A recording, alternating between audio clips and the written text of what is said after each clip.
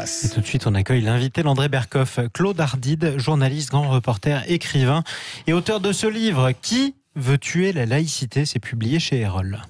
Alors oui, Qui veut tuer la laïcité, et je rappelle un livre collectif. Bonjour Claude Ardide. Bonjour.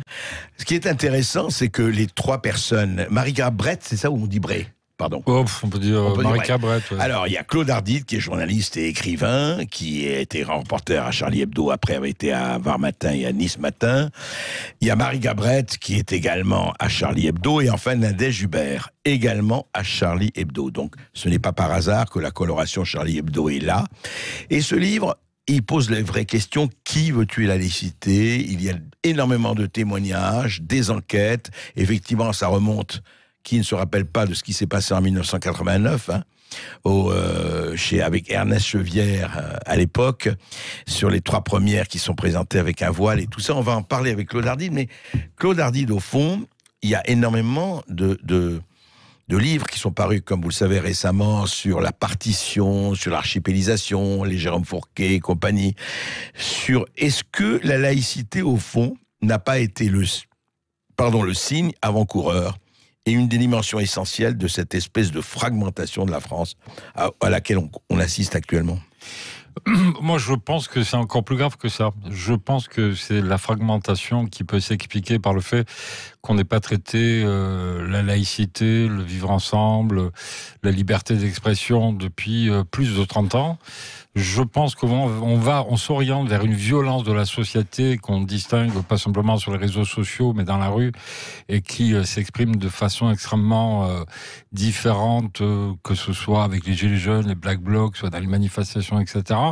Il y a une violence aussi de la part de l'État qui ne répond pas aux questions qui sont posées par les citoyens. Et je pense que ces problèmes-là ont surgi au début des années 80. Je vais vous raconter une anecdote que m'a soufflé dans le creux de l'oreille l'ancien président de la République, François Hollande. Quand on le rencontre, c'est pas vieux, c'est au mois de septembre-octobre 2019, donc il y a quelques mois. Il nous reçoit pendant 1 heure pour parler de laïcité, et il nous dit une chose à laquelle on ne s'attendait absolument pas. Il nous dit, quand il y a eu les grandes manifs pour le soutien à l'école libre, l'école catholique, il y a eu des millions de personnes dans la rue, et François Mitterrand... 1984. Ouais. François Mitterrand était persuadé que le gouvernement allait tomber, que la République risquait de tomber, et qu'il fallait faire extrêmement attention. Et bon, c'est Savary, le ministre de l'Éducation nationale. Alain Savary, pas Jérôme, qui a payé les pots cassés. Mais François Mitterrand, il a réuni tous ses ministres, tous les députés de l'époque, dont François Hollande, et il leur a dit... Donc c'est en 1984, bien avant 89 et l'apparition du voile dans l'école de Creil. François Mitterrand, président de la République, dit aux jeunes députés, dont François Hollande, il leur dit « La laïcité, c'est fini.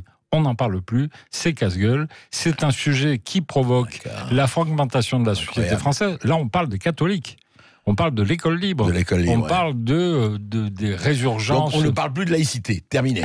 Et François Hollande nous dit, et on l'écrit dans le livre, qu'un des socles de la République française, de la démocratie, se casse la gueule d'un coup, et que ces députés qui ensuite vont avoir des fonctions importantes, et pour cause François Hollande va devenir président de la République, nous dire on s'est retrouvé amputé d'une partie de notre cerveau de socialiste, de républicain, puisqu'il ne fallait plus évoquer la laïcité. Je pense que ça a été un traumatisme, 1984, et qu'ensuite, quand les problèmes de la laïcité se sont posés dans ce collège à Creil, où les jeunes filles, qui étaient des collégiennes, ont crié « Nous sommes des folles d'Allah », Lionel Jospin, qu'est-ce qu'il fait?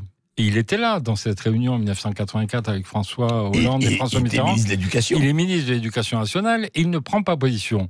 Il dit, les gamines, on ne sait pas si elles doivent ou non porter le voile au collège, on est en 1989, et il décide de confier la responsabilité au chef d'établissement en disant c'est à vous de décider s'il y a un trouble à l'ordre public ou non dans le collège dès lors que des gamines portent le voile. Il refile la patate chaude et puis débrouillez-vous. Exactement. Et voilà. Exactement. Et donc, nous, à partir de ce moment-là, on peut considérer que des problèmes sérieux, graves, qui concernent pas simplement les adolescents, mais les adultes, quelle que soit leur religion, quelle que soit leur profession, leur classe sociale, etc., que ces problèmes-là n'ont pas été résolus. Et que, si on remonte 30-35 ans en arrière, il n'est pas étonnant qu'aujourd'hui, on ait fait preuve de lâcheté, de compromis, de bassesse, voire d'achat en argent liquide pour la paix sociale, qu'on se retrouve aujourd'hui avec des problèmes qui sont liés à la liberté d'expression, le droit au blasphème, la laïcité, etc. Donc moi, je suis absolument pas étonné, et je pense même qu'on est dans une phase qui est extrêmement dangereuse aujourd'hui. Je pense qu'on va vers des violences qui sont encore plus importantes, ou qui ne sont pas d'ailleurs forcément liées à la religion, mais qu'on va vers des violences sociales, parce que cette laïcité qui était notre socle commun, qui faisait qu'on avait à l'école, dans l'entreprise, dans les syndicats, quelle que soit sa religion, quelle que soit sa fonction sociale, sa profession, etc. Parce que je pense que ce socle-là s'est affaissé et que la société est en train de s'affaisser en même temps. Claude Ardide, juste un souvenir personnel, mais je en reparle, quand il a eu l'affaire de Creil, que vous évoquez là. Juste, il y a eu aussi, c'est le passage, c'est que Lionel Jospin a envoyé au Conseil d'État. Oui. Lequel Conseil d'État a aussi envoyé la patate chaude en disant « débrouillez-vous ». Mais vous savez qu'on avait fait quelque chose, je me rappelle, c'est qu'on avait demandé, on avait fait une pétition signée par un certain nombre de gens, on dit qu'on devait ajouter liberté, égalité, fraternité, laïcité. Ça aurait été pas mal que sur les frontons de la République, qu'il y ait ça. Évidemment, ça n'a rien fait. Mais vous pensez aujourd'hui, effectivement, qu'on est à la veille, d'ailleurs vous en parlez, on est à la veille, mais c'est quoi? Vous dites lâcheté. Vous avez vu aussi dans les journaux tous ces maires qui courtisent par électoralisme, pardon, excusez-moi, qui courtisent effectivement le communautarisme, qui courtisent le séparatisme. Est-ce que c'est quelque chose, alors Claude Ardide, au sud de votre livre, c'est irréversible ou ça peut encore être contré? Alors, moi, je vois toujours le verre plutôt à moitié plein qu'à moitié vide. Moi, je considère, si vous voulez, que ce qui se passe en ce moment dans l'éducation nationale, vous avez des référents qui travaillent sur la laïcité, c'est un bon boulot, mais c'est quasiment une goutte d'eau dans l'océan. Dans l'océan. Je pense qu'on peut inverser, si vous voulez, la tendance. Mais le problème qu'on a, je vais vous raconter une anecdote. Vous allez attendre, vous allez nous la raconter juste après ceci. On s'interrompt après une petite pause. Et nous continuons notre conversation avec Claude Ardide, ce livre collectif avec Marie Cabret et Nadège Hubert, Qui veut tuer la laïcité? Marianne ou Dieu aux éditions Erol. Un livre que je vous recommande parce qu'il pose des problèmes qui aujourd'hui, c'est plus des petites flamèches aujourd'hui, c'est un sacré début d'incendie. Et si on veut y arriver, il faut vraiment s'attaquer très vite aux problèmes, si ce n'est pas trop tard. Claude Ardide, au fond, est-ce que on a parlé de Creil, on a parlé de Calvin-Neuf, on a parlé de tout ça, et vous disiez au fond que le pouvoir de l'époque, il faut le dire, le pouvoir socialiste, je dis pas que la droite s'est mieux comportée, ce n'est pas une question politique, mais le pouvoir socialiste presque encourageait certains communautarismes et certaines dérives. Oui, alors on a un témoignage, on peut pas citer la personne parce qu'elle nous l'a confié au creux de l'oreille. C'est un personnage politique important qui bizarrement soutenait plutôt les salafistes il y a 30-35 ans et qui aujourd'hui est quelqu'un qui défend la laïcité à 1000%, qui nous disait qu'au moment de touche pas mon pote et puis SOS Racisme, les socialistes à Matignon, à l'Élysée, envoyaient des valises remplies de billets de banque dans certains quartiers sensibles pour acheter la paix sociale, pour donner des subventions aux associations culturelles, aux associations sportives, aux associations éducatives, etc. Donc c'était quasiment une tradition, c'est-à-dire qu'on disait aux grands frères, ceux qui ont fait la grande marche des beurs, leur disaient, bon voilà, on va vous tranquilliser, on travaille pour vous, ne vous inquiétez pas, etc. Mais ce qui est scandaleux dans cette histoire, nous on en parle longuement. Vous avez Jean-Pierre Aubin qui est un haut fonctionnaire de l'État, qui est appelé par Fillon et Chirac en 2003. On lui demande de faire un rapport... En 2003. 2003.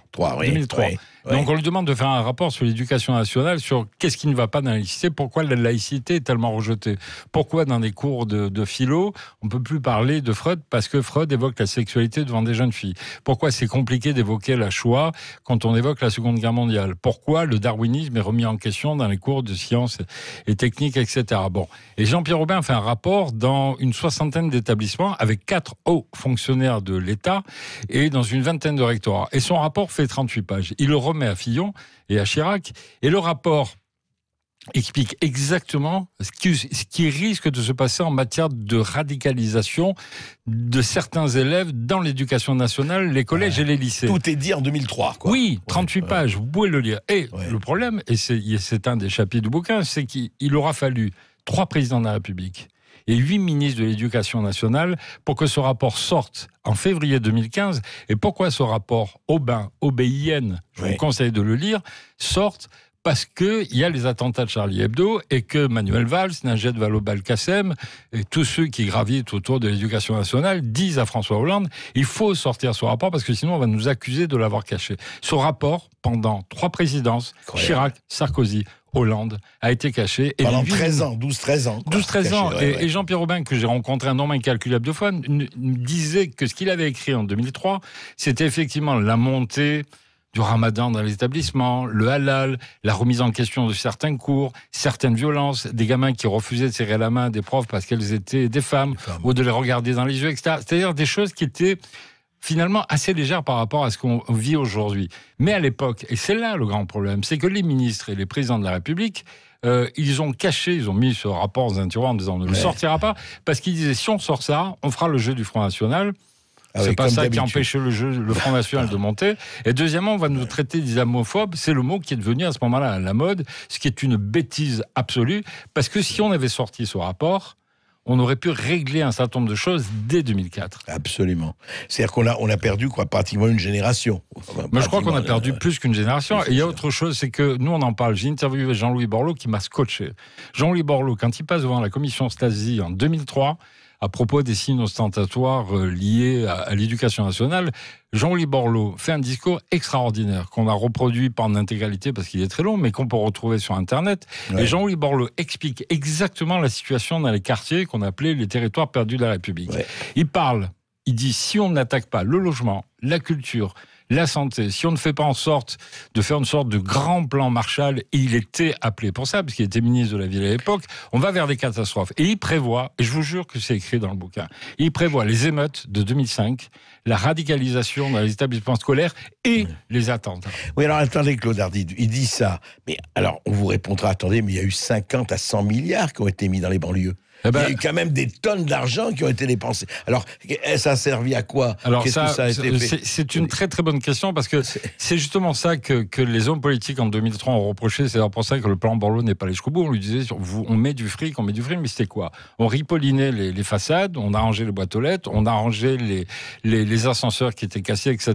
Mais on oubliait qu'en fait, c'était à l'éducation nationale, c'était là qu'il fallait régler les problèmes. Oui, on n'a rien fait dans les écoles, dans les programmes, ni dans les services publics, etc. Et qu'on n'a rien fait.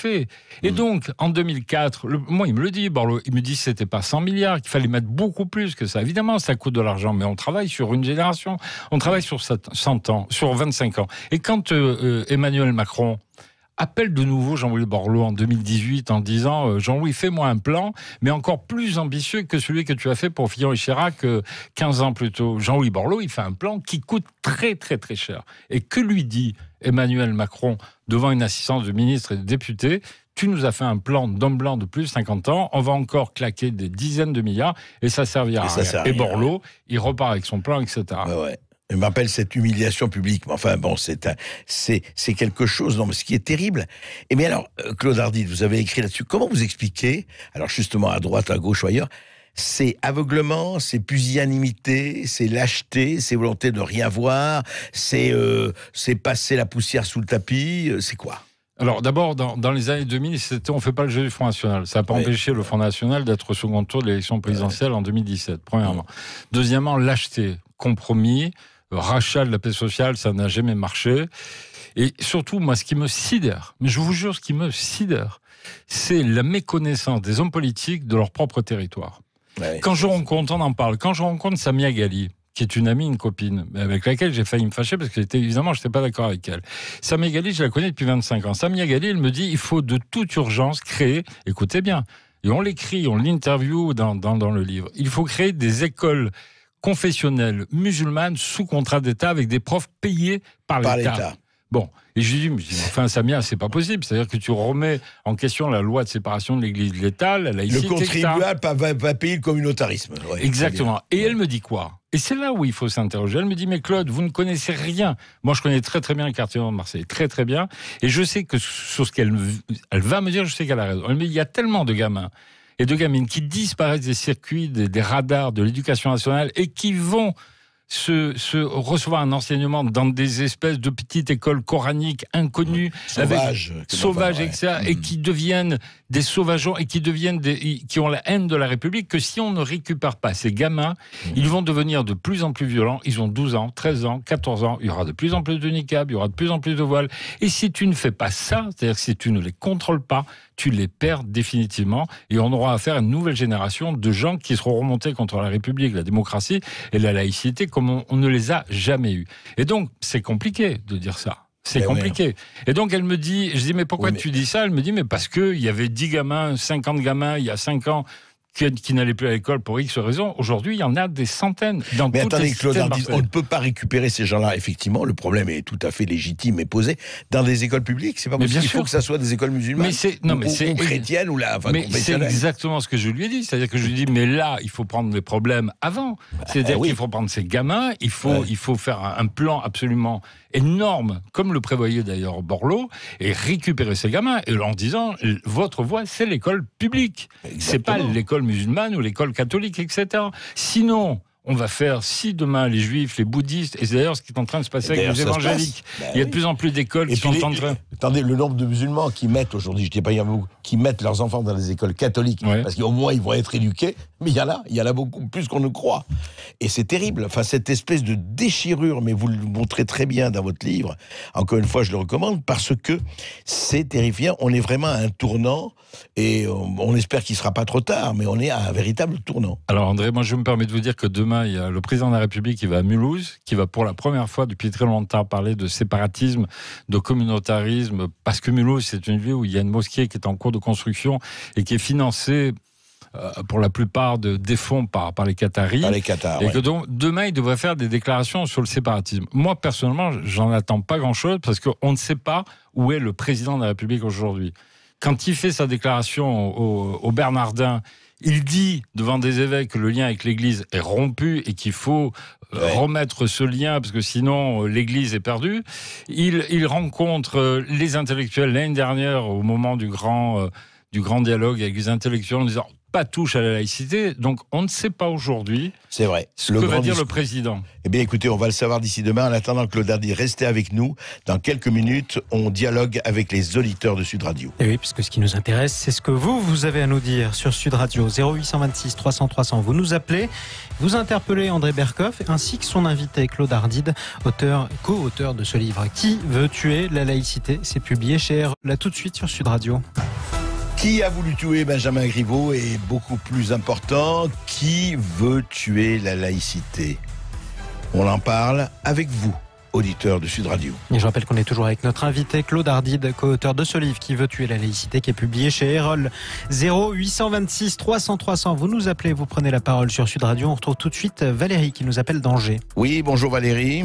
Oui, bonjour André, j'apprécie beaucoup toujours vos positions, mais par rapport à cette affaire Griveaux, je n'ai pas tout à fait le même point de vue. Ah, dites-moi. Oui, je suis assez égoïste, je pense à moi en tant que citoyenne, qui ait droit à la parole au travers des élections. Donc je m'apprête, et nous apprêtons tous, à voter au municipal pour un homme qui va être public. Donc, effectivement, ces agissements privés ne concernent que lui, mais dans une certaine mesure, parce qu'à partir du moment où il réclame le suffrage des électeurs, eh bien, il va avoir une vie publique. Et la frontière... je ne sais pas par quel tour de passe-passe, il pourrait être différent dans sa vie publique qu'il ne l'est dans sa vie privée. Et donc, à partir du moment où il cache quelque chose, il trompe ce qu'il a de plus cher, sa femme et ses enfants, eh bien, je ne vois pas en quoi il ne tromperait pas non plus les électeurs qui lui ont fait confiance. Et donc, les valeurs de la République, quelles sont-elles? La confiance, le respect, la dignité, la vérité. Je crois que nous avons un déficit de confiance à l'égard de notre personnel politique. Et je pense que c'est très grave ce qui arrive. Alors, peu importe les moyens. ils sont certes répréhensibles, mais nous, en tant que petits citoyens français, nous avons droit à la vérité. Et quelles sont Valérie, je voulais simplement vous dire que je crois qu'il n'y a pas du tout de différence entre votre position et la mienne. Je suis tout à fait là-dessus. Simplement, effectivement, j'ai souligné quelque chose qui est que si on veut une vie privée, mais style, et qu'on un homme public, pour un homme public, malheureusement, heureusement, j'ai pas de problème de valeur, il n'y a plus de vie privée, en tout cas au sens où on peut la définir pour un citoyen. Vous savez, il était déjà très connu. C'est pas qu'il s'apprêtait à être homme public, Benjamin Griveaux. Il était déjà porte-parole du gouvernement, homme politique et tout ça. Donc, effectivement, le problème de la cohérence entre public et privé est posé pour le payeur ou pour le moins bon. Merci en tout cas Valérie. 0826 300 300. On retrouve Karim sur Sud Radio. Oui, bonjour Karim. Oui, bonjour. Allô ? Oui, on vous écoute Karim. Bonjour. Oui, bonjour. Je voulais intervenir par rapport à la laïcité. Oui. D'accord ? Je pense que la laïcité n'est pas en danger par rapport à ce que je peux entendre. Bon, maintenant, il y a, comment on dit, à boire et à manger. Et moi, en tant que citoyen, c'est pas quelque chose qui me... je pense que j'ai pas peur de la laïcité parce que je suis d'origine maghrébine et je suis musulman, donc il n'y a pas de problème, bien sûr. Voilà. Vous êtes français, vous êtes citoyen et voilà. Mais quand vous dites, vous allez dire que, pour vous la laïcité, elle n'est pas, vous estimez que la laïcité n'est pas en danger quand il y a des attitudes d'ailleurs de n'importe quelle communauté un peu trop communautaristes, ça ne vous gêne pas ça? Allô? Karim ? Non, ça me gêne pas dans le sens où parfois c'est des gens qui habitent dans les mêmes quartiers, qui ont les mêmes soucis d'emploi. Par exemple, je peux vous donner mon exemple, Bac+5. J'envoie mon CV, mon nom et mon prénom d'origine maghrébine, de l'expérience à en revendre. Et je n'ai pas de réponse. Est-ce qu'il faut que je m'immole pour pouvoir trouver un emploi? Vous dites Karim, mais vous dites que en fait vous pensez que c'est en partie, en tout cas, ou à 100%, en raison de votre nom et prénom, que les gens ne répondent pas ou répondent par la négative. Vous avez cette impression? Oui, j'ai cette impression parce que il y a des entreprises qui ont été maintenant dans le testing qui ont été attrapées. D'autres, c'est parfois des clients qui demandent à des agences d'intérim, tout doucement et en toute table, pas de gens d'origine étrangère. Donc ça existe, ça a été déjà donc du coup non, je comprends Karim. C'est un problème. En tout cas, on vous écoute, c'est un problème. Justement, Claude Ardide. Voilà, par exemple, quelqu'un qui dit, Karim qui dit, oui, écoutez, vous dites la laïcité, mais moi d'un autre côté, si je m'appelle Karim, en tout cas chez certains, ça va pas. Non, mais Karim, il a parfaitement raison. La discrimination à l'emploi, elle est scandaleuse et toutes les entreprises qui la pratiquent devraient être mises hors jeu ou pénalisées financièrement. C'est d'ailleurs ce qui s'est passé. Donc Karim, à ce niveau-là, il n'y a aucun problème. Le seul problème, si vous voulez, c'est que quand moi je parle à Karim, je parle à un Français. Je ne parle pas à un catholique, je ne parle pas à un bouddhiste, je ne parle pas à un musulman, je ne parle pas à quelqu'un qui a une religion. C'est un citoyen, c'est un Français. C'est ça la laïcité. Et vous, Karim, en tant que Karim, vous devez vous exprimer par rapport aux institutions, quelles qu'elles soient, comme un citoyen français, et non pas comme un maghrébin, en vous présentant comme un musulman. Moi, personne ne sait la religion qui est la mienne. Personne ne sait si j'ai une certaine spiritualité. Personne ne sait... Ou si vous êtes athée complet. Ou athée. D'ailleurs, personne... C'est ça qui est rigolo, c'est-à-dire que les gens qui critiquent l'islam radical, on les traite d'islamophobes. Mais les gens qui n'aiment pas le catholicisme, est-ce qu'on les traite de cathophobes ? Et si je suis athée, est-ce qu'on me traite d'athéophobe ? Non. Donc on a inventé des mots pour essayer de discriminer ceux qui s'interrogent sur des pans entiers de violence dans la société. Mais par ailleurs, Karim, il a raison. Il a raison à 100%. Sauf que Karim, quand vous dites « je suis maghrébin, je suis musulman, etc. », pour moi, c'est une petite erreur. Vous êtes avant tout citoyen français. Et revendiquer ça, Ça, c'est la première chose. Et ensuite, votre foi, votre religion, ça vous est personnel, c'est votre intime, c'est votre droit le plus absolu. Oui. La vie, sa vie privée, sa vie à soi. Mais il y a un homme politique, je crois que c'est Aristide Briand, enfin, je ne veux pas dire de bêtises, qui a dit « La loi protège la foi ». Mais la foi ne doit pas dicter la loi. Et c'est ça qui est en train de se produire aujourd'hui. C'est-à-dire qu'aucune religion ne doit dicter la loi à qui que ce soit dans la société française. Oui, Karim, qu'est-ce que vous en pensez ? Oui, allez-y. Si vous permettez, alors j'ai la chance, bon voilà, genre moi je suis pas pratiquant, d'accord, mais j'ai la chance aussi d'avoir un bac plus 5. Ça veut dire que tout simplement quelqu'un d'autre, c'est comme ça qu'il se radicalise. Il trouve pas de boulot, on lui tourne la tête. On lui dit, écoute, tu vois, ils sont racistes, voilà, tu as fait des études pour rien, tatati. Et le mec, il bascule dans autre chose. Parce qu'il y a aussi des gens qui profitent de la laïcité. Il suffit que j'ai un garage ou un sous-sol, je vais acheter un tapis et de l'huile, et je peux raconter n'importe quoi à des jeunes. Je leur dis n'importe quoi, voilà, sur l'islam, je suis imam, voilà.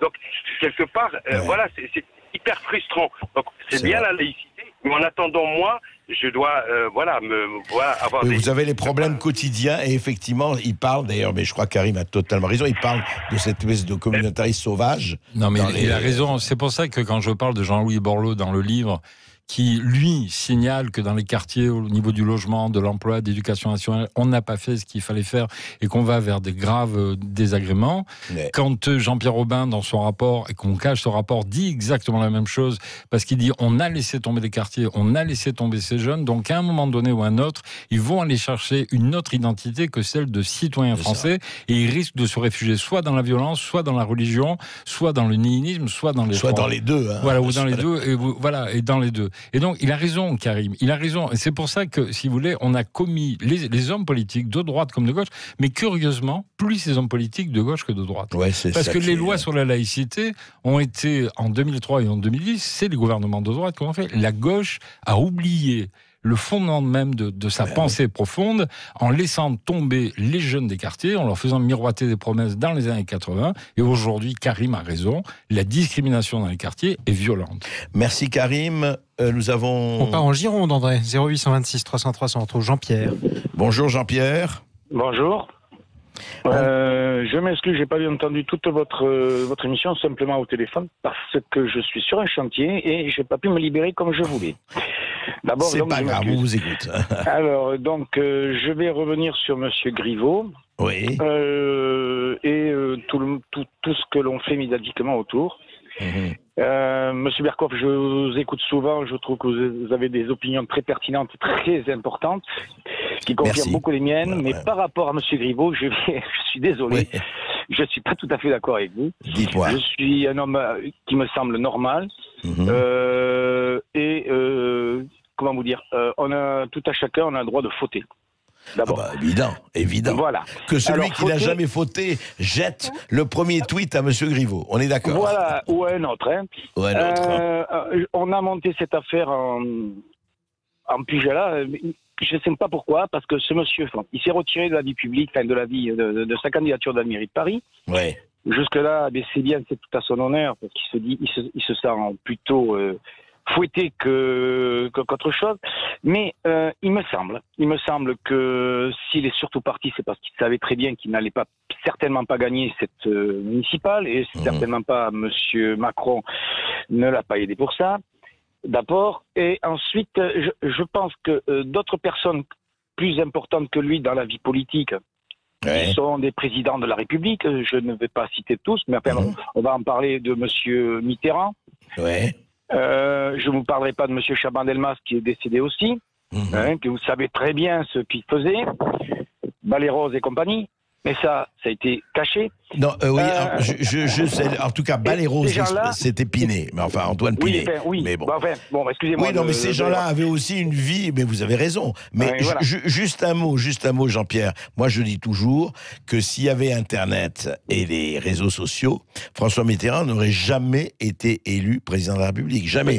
Pourquoi ? Mais je vous dis pourquoi. Parce qu'on aurait montré la Francisque, la médaille du maréchal Pétain, et la photo où il saluait Pétain. Enfin, oui, il serrait la main au maréchal Pétain en 42. Tout à fait. Donc, tout voilà. à fait. Donc je pense que il faut quand même savoir que ce monsieur, il y avait beaucoup de Français qui savaient ce qu'avait fait monsieur Mitterrand et qui l'ont élu quand même. Ouais. Ensuite, je vais rebondir sur un autre président de la République qui se baladait en scooter dans les rues de Paris. Ouais. Je ne vais pas vous dire qui c'est, hein, c'est le prédécesseur à monsieur Macron. Donc je pense que c'est beaucoup plus scandaleux. La position d'un président de la République qui représente le peuple français et qui est donc, excusez-moi, mais pour moi, le président de la République, certes, c'est un monsieur important en France, mais il n'est là que pour représenter l'État français. L'État français, l'État français, jusqu'à preuve du contraire, il me semble que l'État, c'est nous. Donc il nous représente. On peut espérer que ça l'est encore. Oui, on va espérer un petit peu, pas longtemps, je pense, parce qu'avec les gens qui arrivent, bon, ça c'est à part. Donc, monsieur Griveaux, je pense que ce monsieur, eh bien, écoutez, il a quoi? Il a fauté, il a fait une partie de jambes en l'air avec une nana. Même pas. Enfin, même pas. Bon, mais alors, qu'est-ce qu'il a fait de grave? Pourquoi il s'en va? Est-ce qu'il s'en va parce qu'il a vraiment fauté? Est-ce qu'on le voit tout nu en train de se battre? Non, je ne sais pas. Je n'ai pas vu la vidéo. Est-ce qu'il a fait un film pornographique? Je ne pense pas non plus. On monte ça, on fait une polémique là-dessus. Ce monsieur, j'estime, je ne le connais pas, je ne suis pas du tout macronien, je suis plutôt ailleurs. Je voudrais savoir pourquoi il se retire. Mais en fin de compte, pour moi, c'est parce qu'il savait très bien que la campagne qu'il menait à Paris n'allait pas aller très loin. N'allait pas aller très loin. Jean-Pierre, merci beaucoup. On va continuer en tout cas sur cette polémique. Merci à tous de vos témoignages et on va en parler et on va évidemment continuer à parler de laïcité. Et bon courage Jean-Pierre sur votre chantier. C'est sympa d'avoir pensé à Sud Radio depuis le boulot en tout cas. Merci à vous d'être intervenu sur Sud Radio. Merci Claude Ardide. Je rappelle que vous êtes journaliste, co-auteur avec Marie Cabrette notamment de ce livre Qui veut tuer la laïcité. C'est publié chez Erol. Merci à vous André Berkoff. À demain, à midi, en direct sur Sud Radio, dans tous vos états. La suite de votre journée à l'écoute de Sud Radio, les clés d'une vie avec Jacques Pessis, en compagnie de son invité Steve Suissa. Belle journée sur Sud Radio.